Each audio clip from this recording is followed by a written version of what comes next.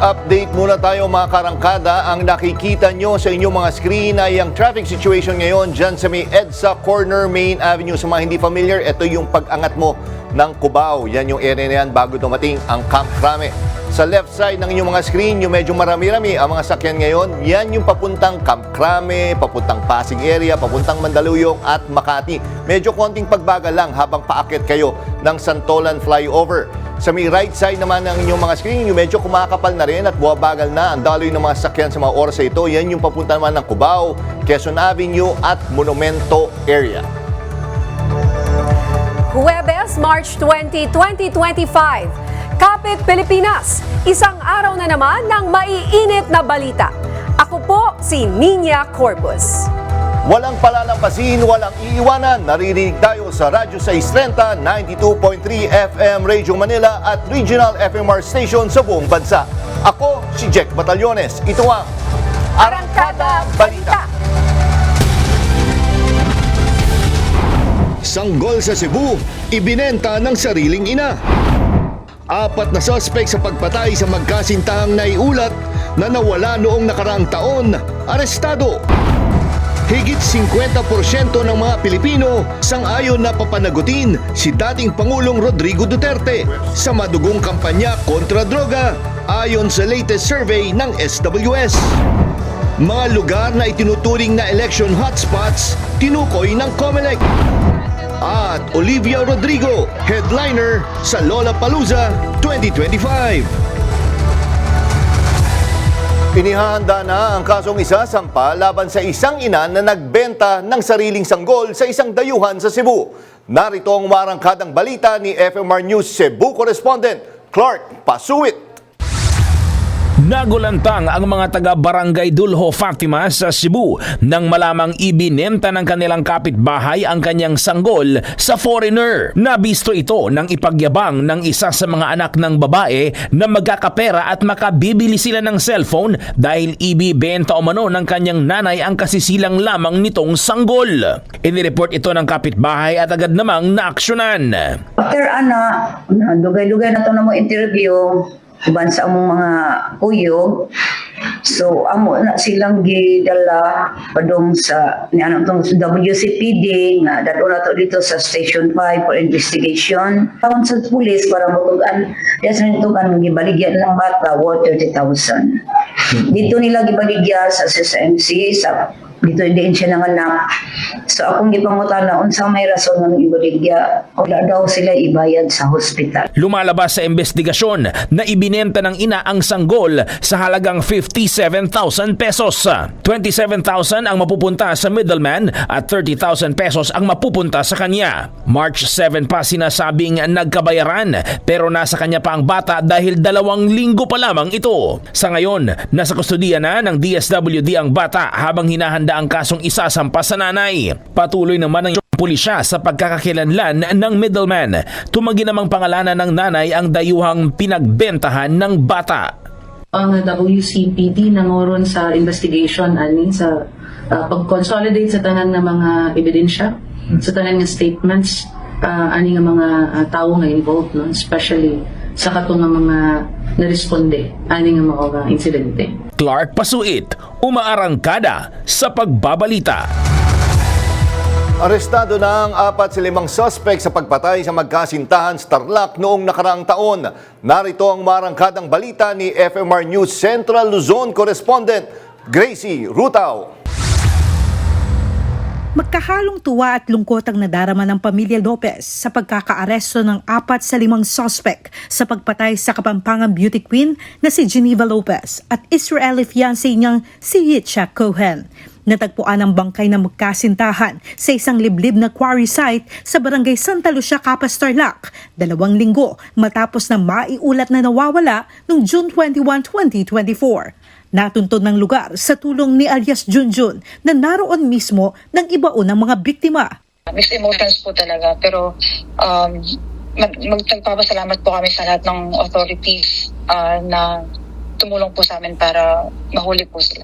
Kabilang sa mga naaresto ang 2 dating pulis. Isa sa kanila ang itinuturong mastermind na kinatagpo raw na magkasintahan bago na iulat na nawawala. Nauna pong na-serve po yung warrant laban po dito sa dating police na dismissed police po noong March 17 dito po kay Romel Abuso dahil ito po ay nasa custody na po natin pagkatapos po itong mahulihan po at ng baril at makasuhan po ito.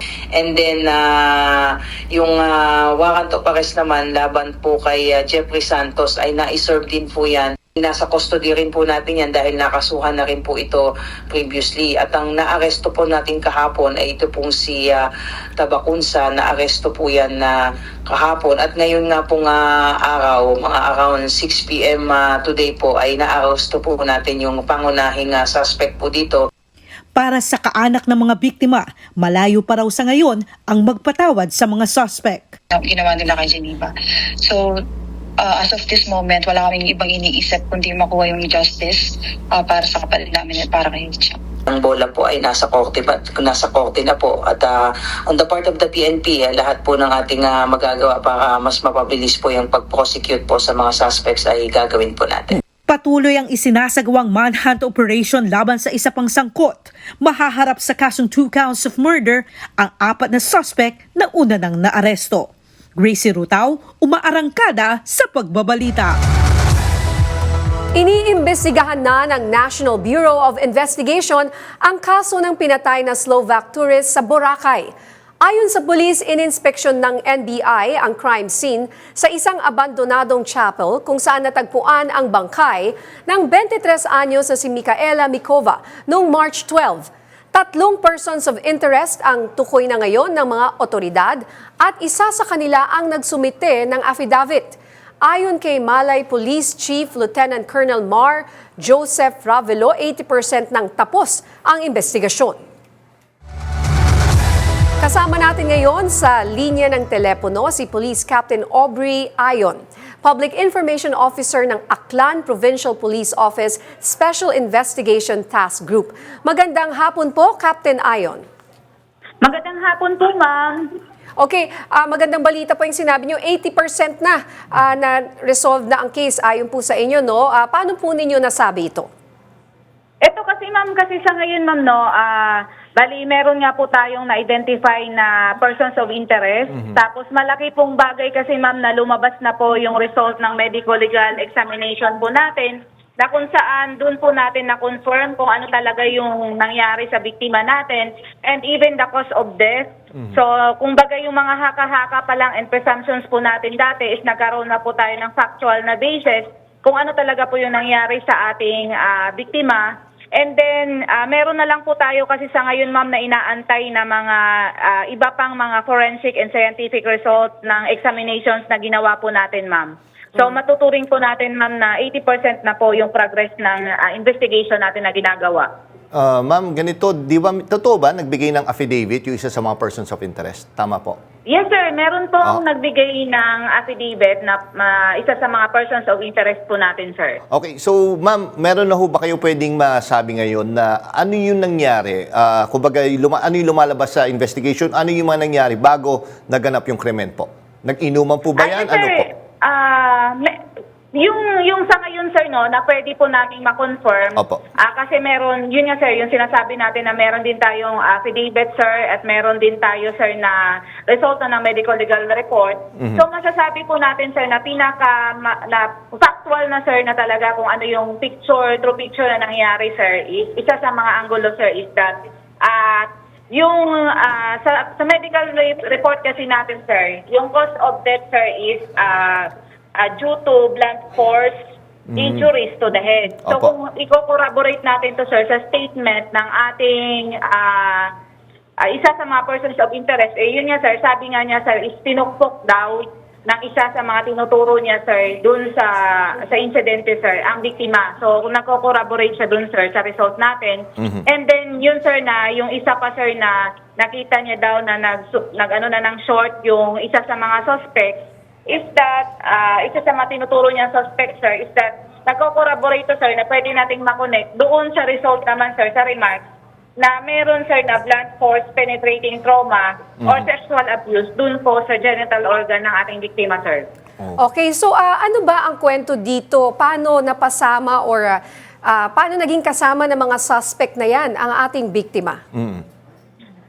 Sa ngayon kasi ma'am, no, yung anggulo pa lang ma'am na tinitingnan natin ma'am na yung isa kasi sa mga persons of interest natin ma'am is claiming na magkakilala sila ng dalawa niyang tinutukoy pa ma'am na talagang involved na tinuturo niya ma'am.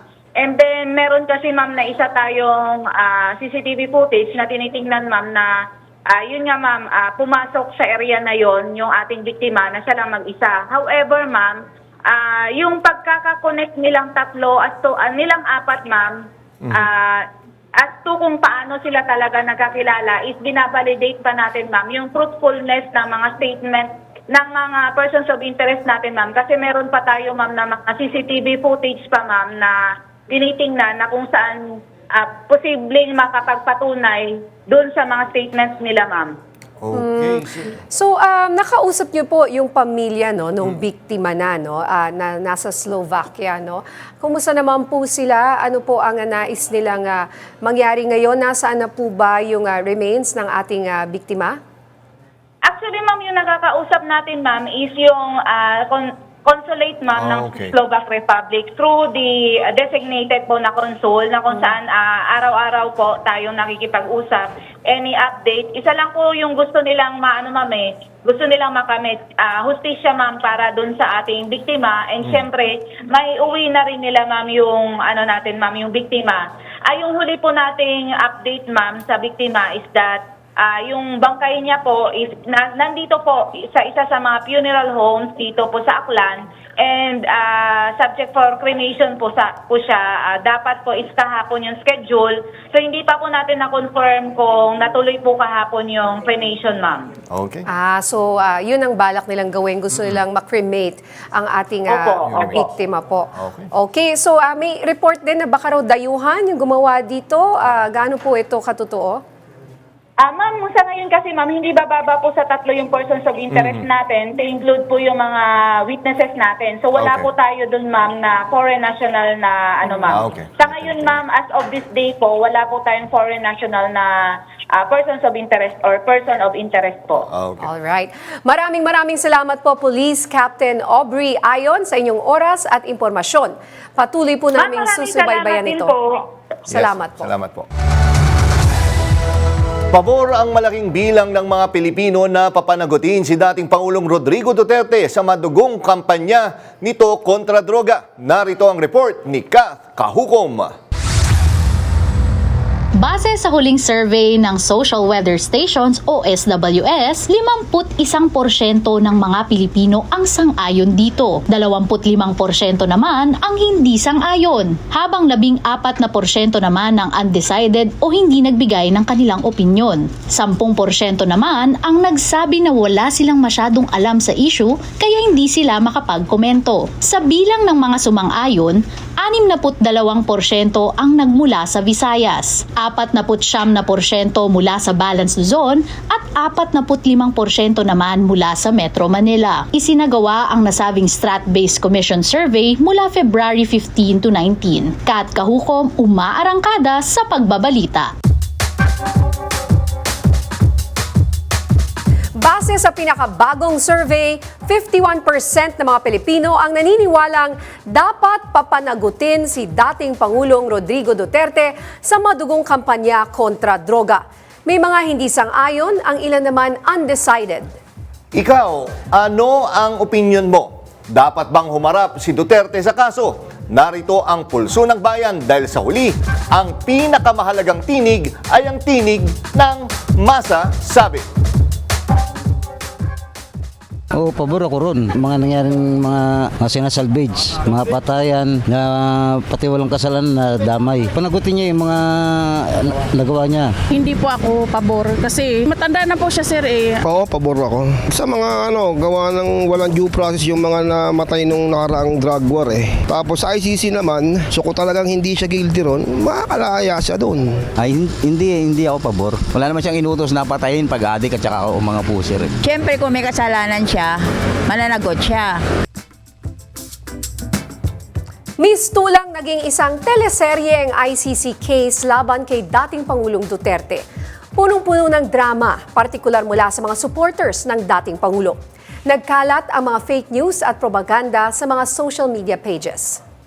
Tama ka dyan, Ninya. Nandyan yung mahina na daw ang dating Pangulo, pero kung titingnan naman, yung a week before, nasa Hong Kong siya, malakas naman siya. Tapos nandyan din yung sinasabing kawawa daw at walang tsinelas man lang dun sa kanyang, kung saan siya ngayon nakadetain sa The Hague. Pero si Pangulo din, dating Pangulong Duterte nagsabi na parang hotel pa nga daw eh. Yung tinitirhan niya. Nakita naman natin. Oo, at maganda naman. Tsaka di ba may sinabi, hindi raw pinapakain. Kitang-kita, ang dami naman niyang kinain. Kaya nga, di ba? So, ay, iba talaga eh. So, alam mo, fake yun. Yes, pero yun nga, kahit alam mo na fake news o propaganda ito, marami pa rin ang naniniwala ninyo pag tinignan mo yung mga social media page, lalo na ang mga kababayan nating OFWs. Pero kung titingnan mo ngayon dating latest survey ngayon sa SWS, sinasabi, 51%. Mas marami pa rin ang sinasabing dapat papanagutin ang dating Pangulong Duterte doon sa kinakaharap niya nga na kaso ngayon sa ICC.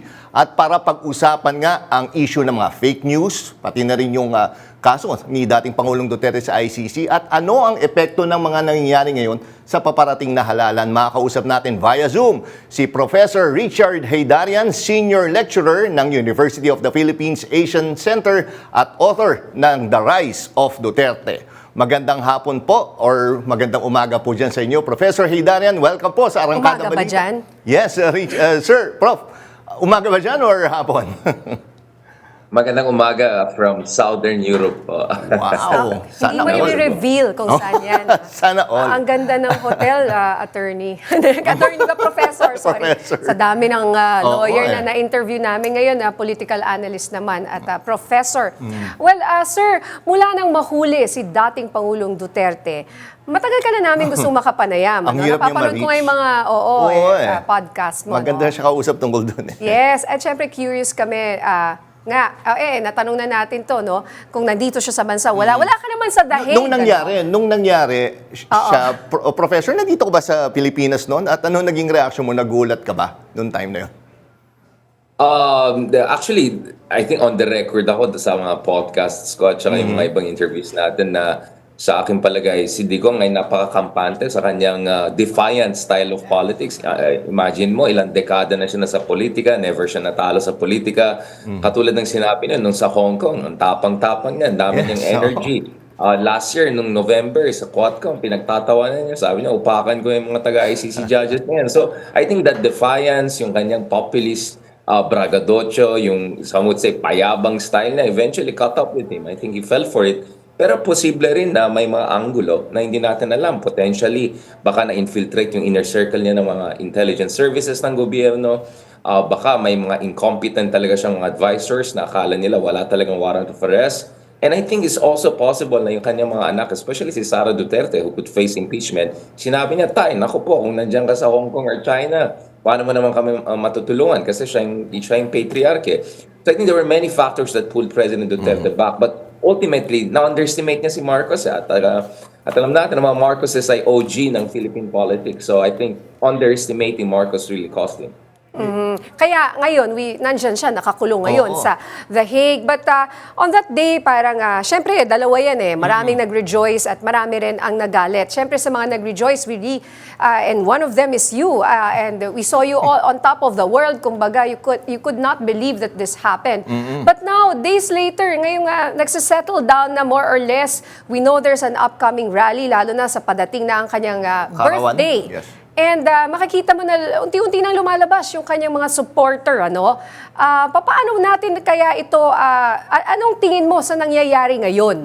Na sabi mo nga, baka ito na, the fall of Duterte, baka it's the opposite, Professor. Well, I mean, unang-una, dapat hindi ito usapin ng popularity contest. No? At alam natin, even yung panahon ni Digong medyo dissonant or medyo contradictory yung mga surveys. For instance, kung titignan mo yung SWS surveys at pinontahin ko yan dun sa libro natin na Rise of Duterte, siguro may sequel na tayo soon. Kung titignan mo, for instance, sa SWS survey, karamihan natin mga kababayan sinusuportahan nila yung war on drugs, right? 7 or 8 out of 10. Pero majority din nating mga kababayan, around 7 or 8 out of 10 din sinabi nila na takot sila na mabiktima sila ng extrajudicial killings. At similar numbers also said ayaw nila na mapatay itong mga drug suspects. So anong ibig sabihin yan? Ang ibig sabihin po niyan is that medyo complex yung paningin ng ating mga kababayan na gusto nilang ng war on drugs, gusto nila may gagawin tayo sa mga ganitong problema. Pero siguro yung method ni Digong, noon pa lang, even the time when he was in power, meron different layers of understanding or complex understanding ng mga kababayan natin. Not to mention climate of fear. Kung ikaw ay sinisurvey ka ng survey agency tapos ang dami na EJK sa community mo, sasabihin mo ba na ayaw mo kay Digong? Or kung kailangan mo ng ayuda nung panahon ng pandemic, sasabihin mo ba ayaw mo kay Digong? Paano ka sigurado, di ba? So, there are, I think, the fear factors that we have to always take into consideration. But ultimately dito, kita naman natin na lumalaking suporta for ICC dahil marami sa ating mga kababayan naintindihan nila na yung mga domestic courts hindi nila kaya na mag-stand up sa mga Dutertes because of political pressure, 'di ba? And that libo-libo sa ating mga kababayan na namatay, daan-daan na Kian de los Santos at saka menor de edad na namatay. Sila yung talagang issue dito, hindi ito political or partisanship. Ito ay issue na accountability. Dapat mananagutan yung ibang tao na talaga involved dito. At ang problema is yung domestic institutions natin nag-fail. Hindi lang judiciary, but yung mga executive agencies, yung OSG mo nga, yung Office of Solicitor General mo, dating Justice Secretary ni Digong, at ngayon nag-recuse pa siya ng sarili niya, which is completely crazy and contradictory to his mandate as effectively the lawyer of the government. So, para sa akin, mukhang pwedeng lumaki yung suporta sa ICC sa ICC trial na ito, especially as we go over time, if marinig ng ating mga kababayan, more and more of them, yung tunay na kwento ng mga biktima. Yung mga talagang silang hindi masyadong natin hindi narinig. At yung mga totoong grupo na, totoong opposition, civil society groups, sana lumabas sila at i-explain nila ano ba itong kaso na ito. Ang problema kasing gobyerno, meron silang credibility gap Unity team sila dati, di ba? Yung si Harry Roque pa ngayon nag-advise sa government dati sa ICC issue. Sabi ni BBM dati na walang jurisdiction ng ICC. Sabi ng DOJ dati hindi sila makapag-cooperate. So syempre doon sa iba ang dating nito ay political vendetta or political calculus. So ako sabi ko, sana mag-Truth Commission tayo, Justice and Truth Commission. Labas natin yung mga tunay na ebidensya, sana makita ng ating mga kaubayan.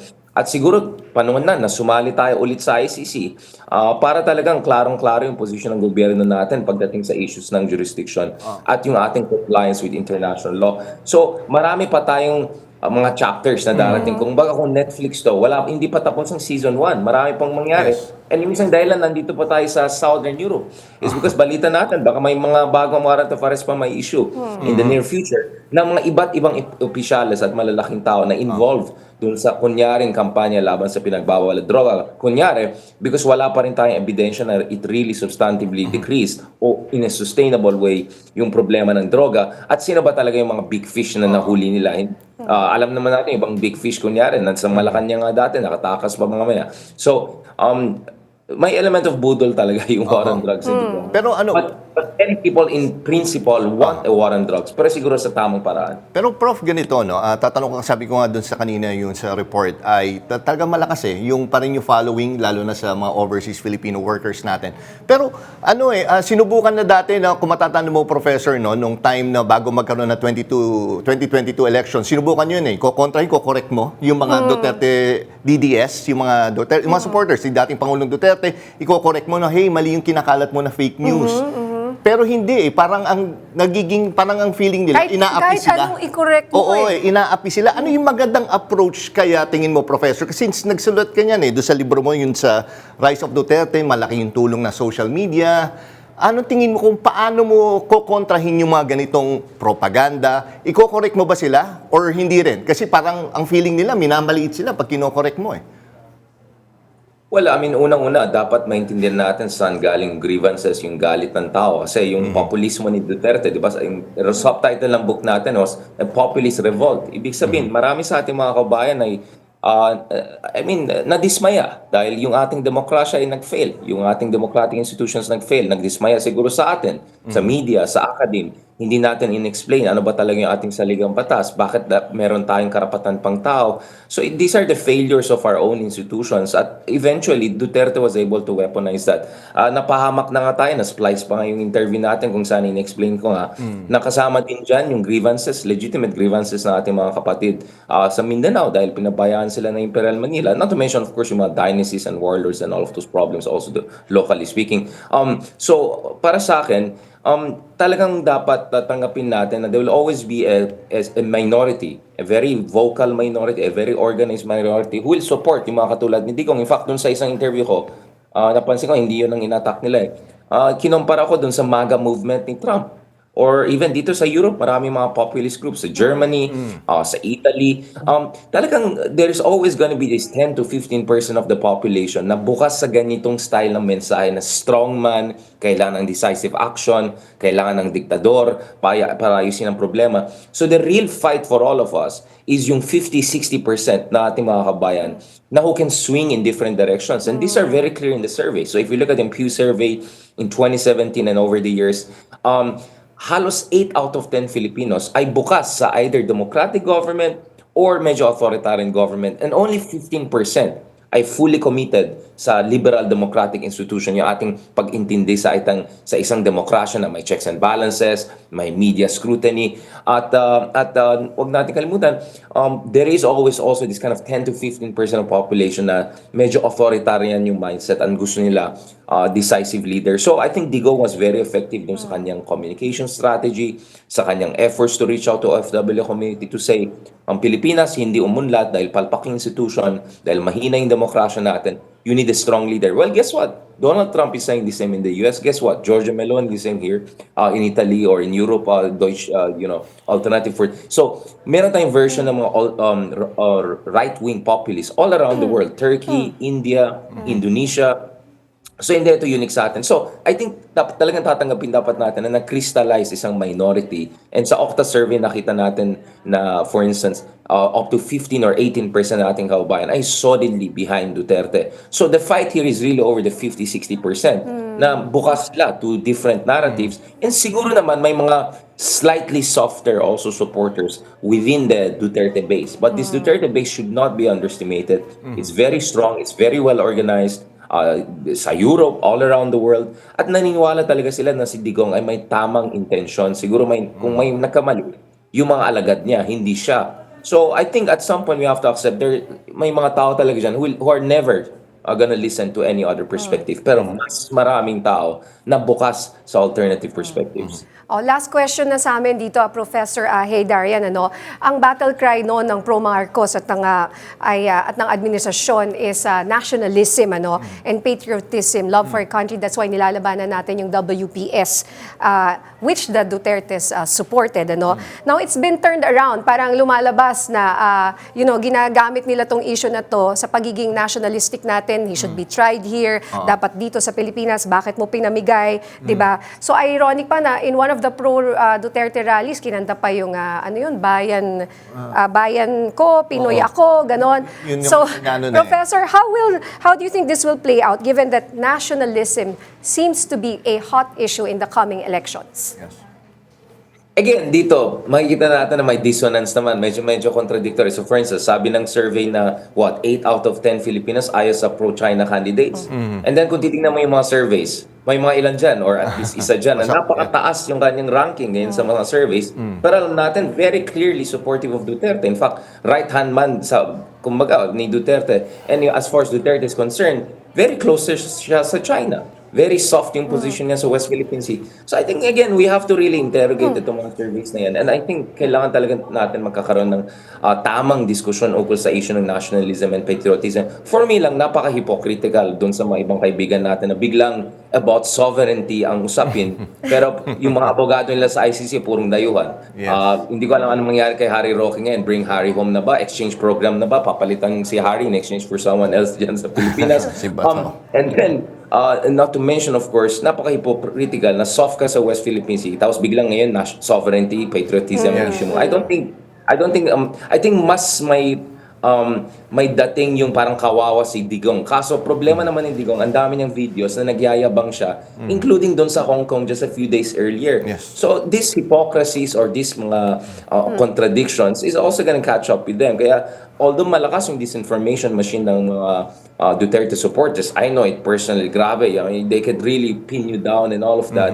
I think may limitasyon din yung kanilang narrative resonance dahil nga sa daming contradictions and problematic position nila throughout the years. Again, let me end on this point. mahalaga for the BBM administration to be also consistent on this. Kasi isa sa mga pwede nilang argumento is, hindi tayo pwede maging selective sa international law. Meaning, hingin ka ng tulong sa international court. Literally, the same city yan. Yung korte na nanalo tayo sa West Philippine Sea at yung ICC, same city, Den Haag yan. They're exactly in the same city. Hindi pwede sabihin mo, dun sa isang building, hingi tayong tulong sa West Philippine Sea kasi binibuli tayo ng China. And then, pag ICC yung dumating, biglang, ayaw natin yan. Hindi pwede sa atin yan. Then parang China na rin tayo, selective na rin tayo, parang US na rin tayo.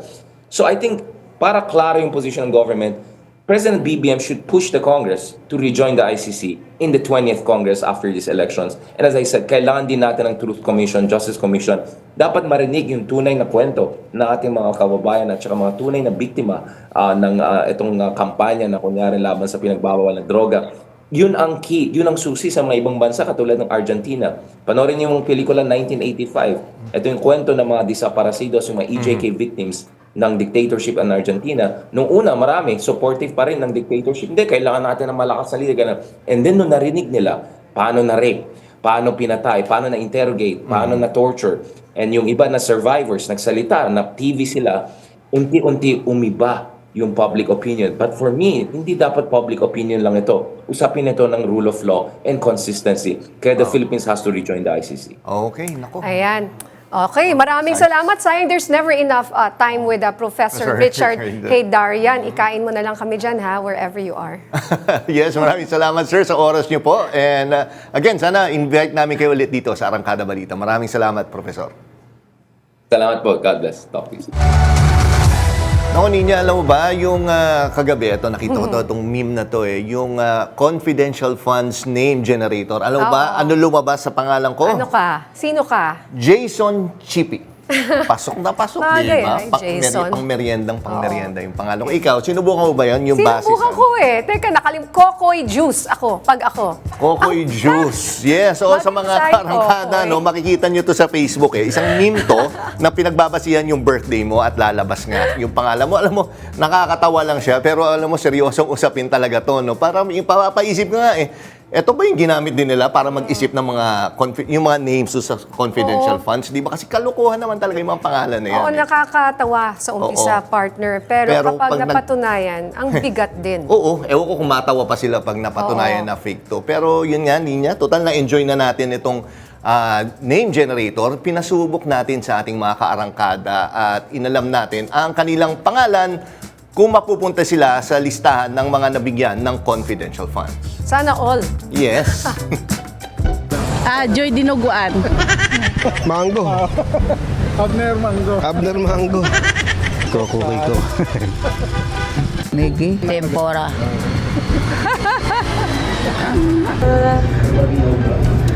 Vicky Coffee.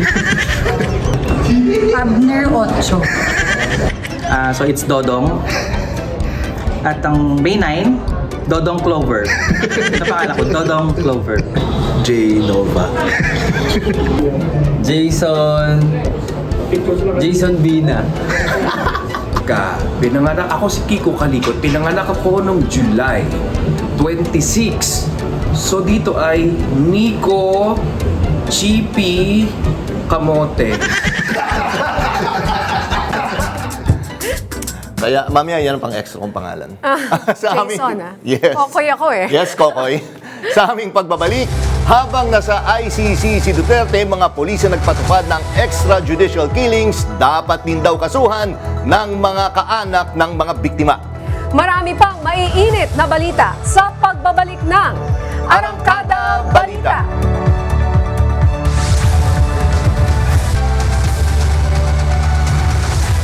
Tututulan ng mga biktima ng war on drugs ang anumang hakbang para pansamantalang palayain si dating Pangulong Rodrigo Duterte habang dinidinig ang kaso niya sa International Criminal Court. Ayon naman kay Attorney Cristina Conti, Assistant to Counsel ng ICC, kahit kailan ay hindi nagbigay ng interim release ang ICC para sa mga akusadong may kaso ng crimes against humanity. Ayon pa kay Conti, dapat ding kasuhan ng mga kaanak ng mga biktima ang mga pulis na sangkot sa madugong drug war. Muli namang nanawagan ang National Union of People's Lawyers sa gobyerno na protektahan ang mga pamilya ng drug war victims at kanilang mga abogado laban sa online harassment. Ngayong arestado na ng ICC si dating Pangulong Duterte, ano ang nararamdaman ng mga pamilya ng mga biktima ng extrajudicial killings? Para sa kanila, matagal na nilang hinintay ang pagkakataong mapanagot ang itinuturi nilang responsable sa pagkamatay ng kanilang mga mahal sa buhay. Pero sapat na nga ba ito? Ano pa ang kanilang hinahangad? At makakasama natin sa linya ng telepono si Mr. Randy De Los Santos, tiyuhin ni Kian De Los Santos, ang binatilyong napatay sa anti-drug operations noong 2017 at naging muka ng madugong war on drugs ni dating Pangulong Rodrigo Duterte. Sir Randy De Los Santos, magandang gabi po. Welcome po sa Arangkada Balita. Magandang umaga po, Ma'am Linya. Magandang hapon po. Magandang hapon po, sorry. Baka nasa ibang bansa ka rin, Sir Randy, nasa Pilipinas. Dito po sa Pilipinas. Hindi po, sorry po. Hindi, okay lang po. Okay lang po. Nasa opisina po. Opo. Ano po unang pumasok sa isip niyo nang marinig ang balitang inaresto na si dating Pangulong Duterte ng ICC? Joke ba to? Hindi kayo makapaniwala. Hindi ako makapaniwala kasi po, nung time po kasi na yun, ma'am, ay may programa kaming inihahanda. Yun nga po yung inurement namin sa program paghilom kasi meron po kaming itinayong dambana ng paghilom. Sa Milaloma Cemetery po? Namin inilalagay. Dito po namin inilalagay yung inililibing yung mga earn po ng mga naging biktima ho ng EJK na tinutulungan ho ng program paghilom.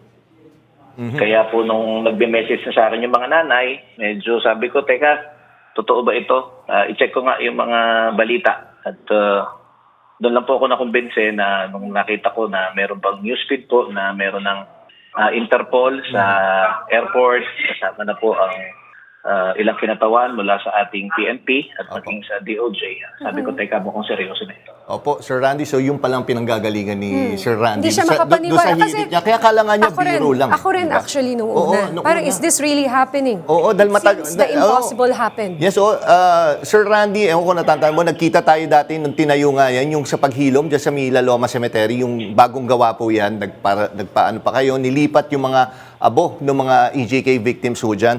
Ano ho yung sentimiento ng mga kumbaga, finally, eto na ba? Masaya na ba sila? Or parang hindi pa sila ganap na masaya? Kasi siyempre, iba pa rin talaga yung makakasuhan si dating Pangulong Rodrigo Duterte. Ano ho yung sentimiento ng mga iba po na biktima po ng EJK?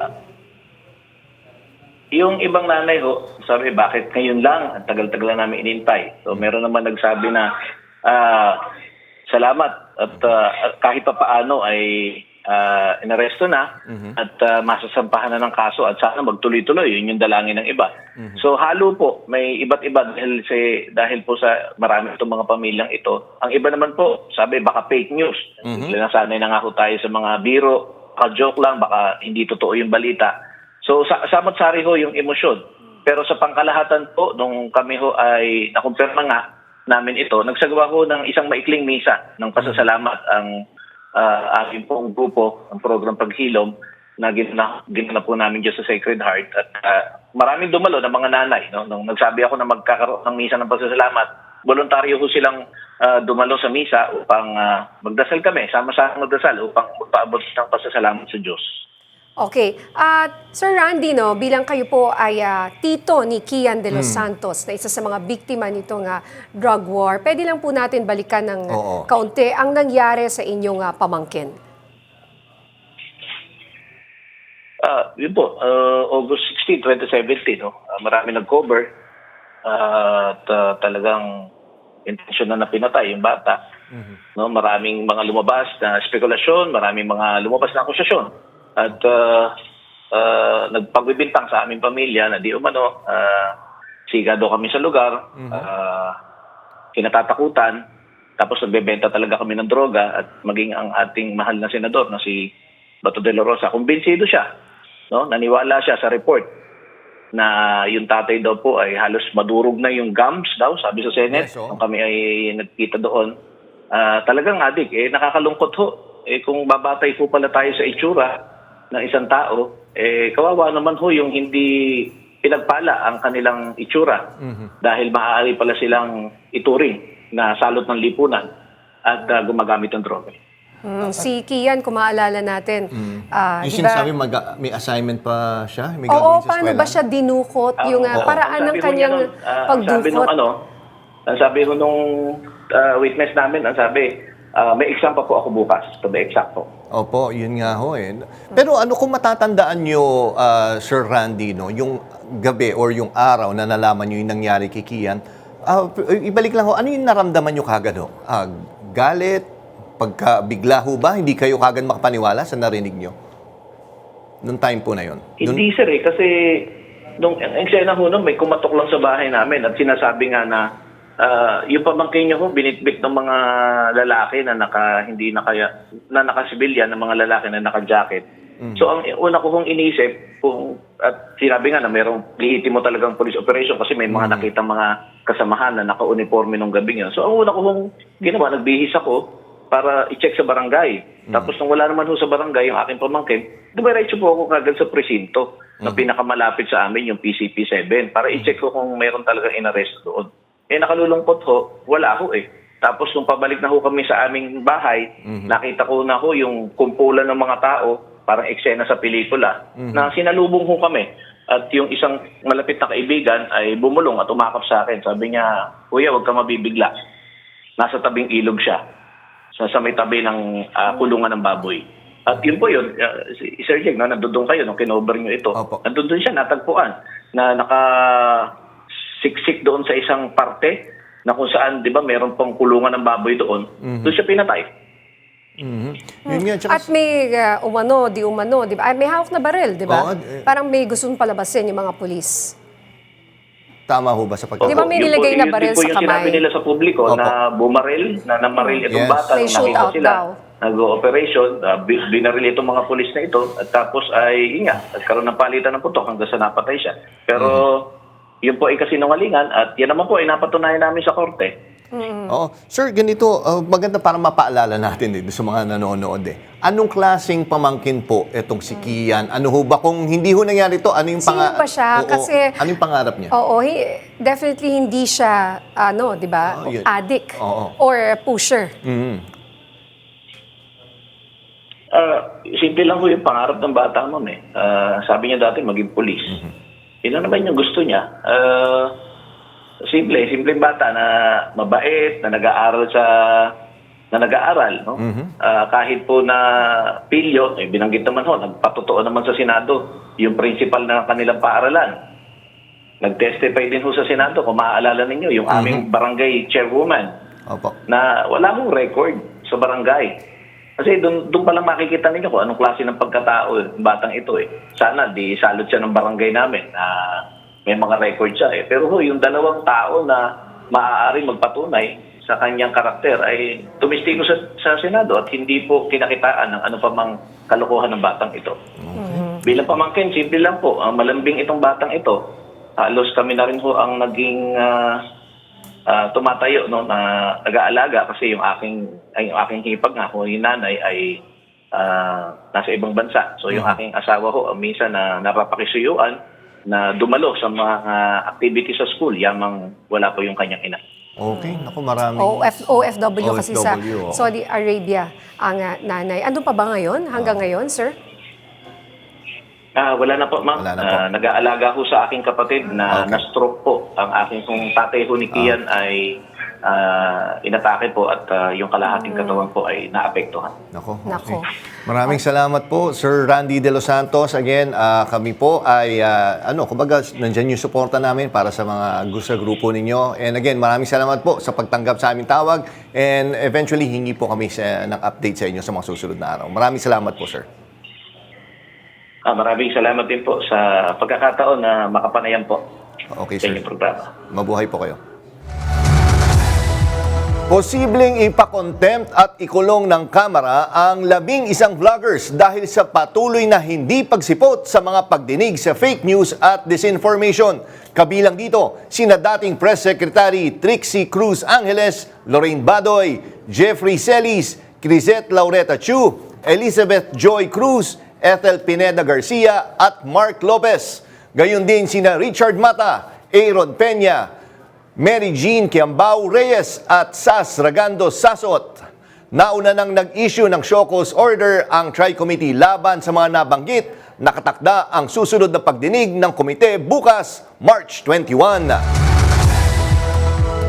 Sinuspindin ng Meta ang Facebook page ng Sunshine Media Network International or SMNI dahil sa paglabag sa community standards, partikular ang pagpapakalat ng galit at paggamit ng mapanirang racial stereotypes. Kasunod ito ng pag-aresto kay dating Pangulong Rodrigo Duterte. Kasama ring sinuspinde ng Meta ang DZAR 1026 Sunshine Radio at SMNI Integrated News.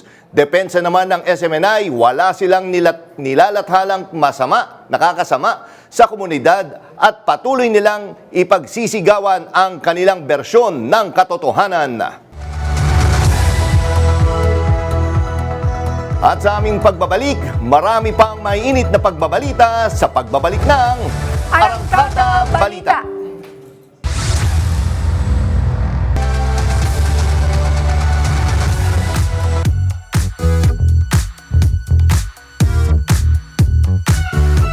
Headliners ng Lollapalooza 2025 ang ilang singer with Filipino heritage. Bibida sa nasabing music festival sina Olivia Rodrigo, Korn at Cat's Eye. Based in Chicago, ang Lollapalooza ang isa sa longest-running music festival sa Amerika. Bukod sa US, Lollapalooza has also been staged sa Chile, Argentina, Sweden, France, Israel at India. Bukod kay Olivia, headliner din sina Sabrina Carpenter, Twice, A$AP Rocky, Luke Combs, Gracie Abrams at Tyler, the Creator. Ito rin ang debut ni Olivia sa nasabing music festival.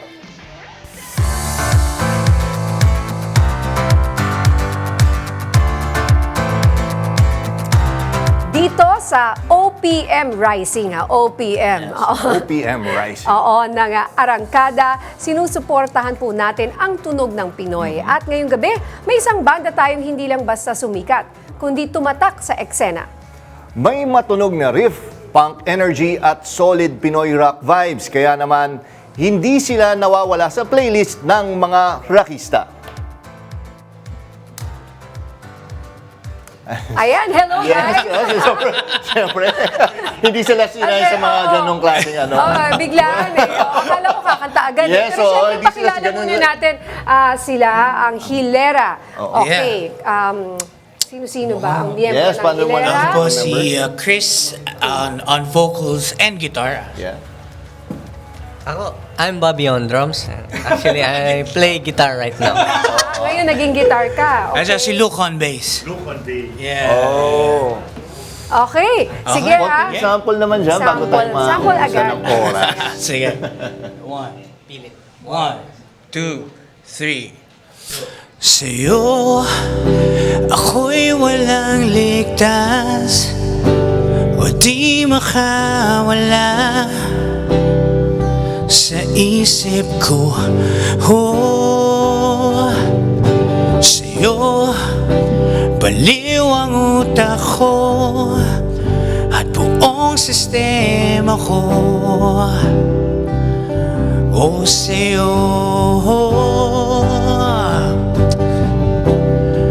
pinipilit kong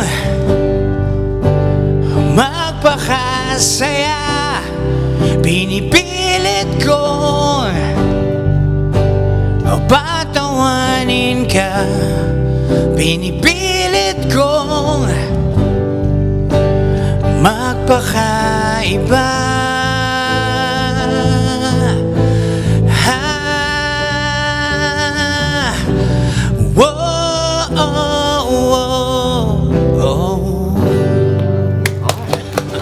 Thank you.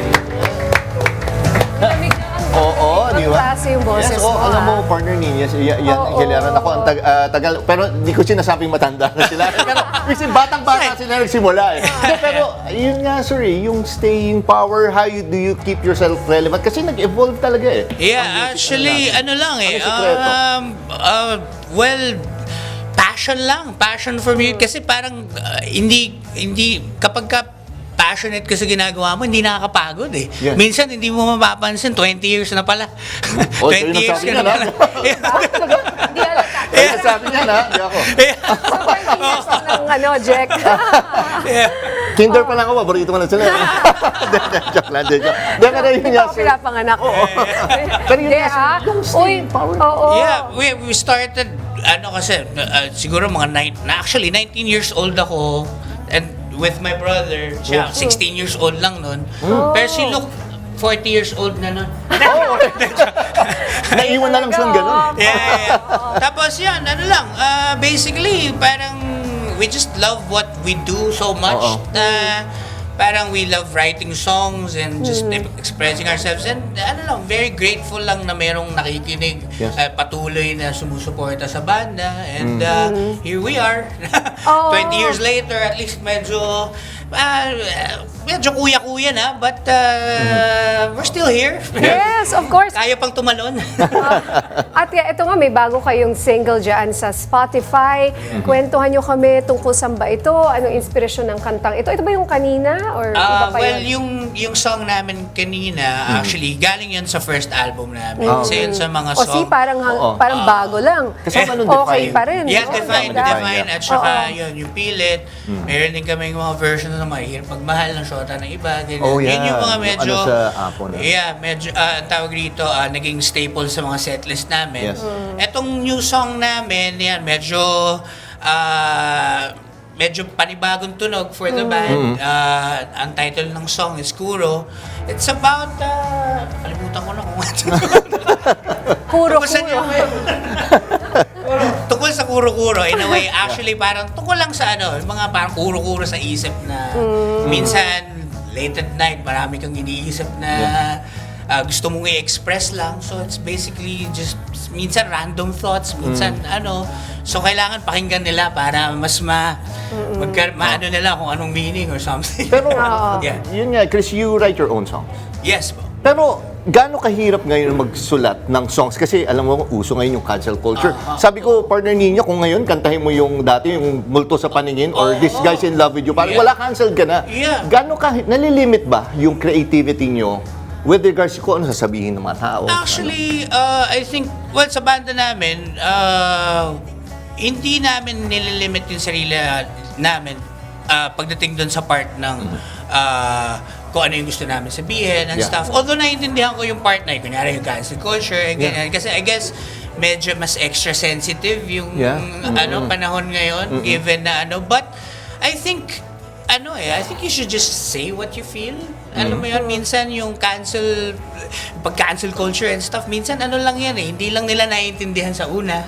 Pero kapag naunawaan mo talaga, mas nagiging may sense yung song or yung ganyan. I mean, for some songs siguro, hindi lahat. But yun lang ang think ko doon. I think kami sa amin, yung principle namin as a band, we just express what we want to say.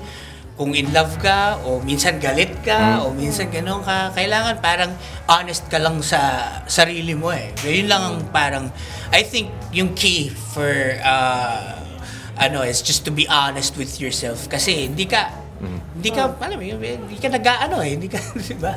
At least hindi ka limited. Yeah. Oo, kung meron ka mang gustong sabihin, but with care, But now, describe nyo nga sa amin, where is your band now at this point in your lives? Diba? At this point, nandito kami ngayon. And very happy to be here. Very happy to be invited. Ngayon, bale, yung gumagawa kami ng bagong album under Yellow Room Music. So, we're still writing songs, we're still trying to experiment with like different sounds and stuff. Tapos minsan nagko-collaborate din kami with other artists like last time nag-collaborate kami with Eli Buendia, yung Octaves, yung banda namin with Octaves, meron kaming album din, pwedeng check out sa Spotify and stuff. Ngayon, nagko-collaborate kami ni Daniel. Yun nga eh, meron ba kayo? Kasi, pinsan kasi namin. Oo nga eh. May dating silang Padilla eh. O ano ibig sabihin ba nung dating Padilla? Yeah, so medyo nagsusulat kami ng songs, nag-aano kami, nagko-collaborate kami, nag-shows kami together, minsan binabaka pa namin siya. Tapos, very open kami for experimentation eh. Parang basta kung anong masaya, kung anong pwedeng gawin, then Okay. Saan ka namin pwede mapanood next gigs? ayun. Eto. April 2. Okay. Or 9 Molito Alabang. Okay. Alright. Yes, sir. Good luck sa inyo, guys. Maraming salamat ulit sa pag-guest sa amin. Thank you sa pag-invite. Bale, sa April 24, 70s Bistro, 20 years namin yan. Happy 20 years. Yes. April 30 for or 9 ulit. Okay. Okay, maraming salamat po. At yan ang mga balitang umarangkada ngayong araw, Chris. Yes. Take it away. Alright! Ako po. Ako po, si Chris Padilla ng Hilera. Okay, ako naman, si Nina Corpus. At ako naman po si Jason Chippy. Hindi, joke lang. Jack Batallones para hindi mahuli sa usapan. Kapit lang hanggang sa susunod na Arangkada Balita. Balita.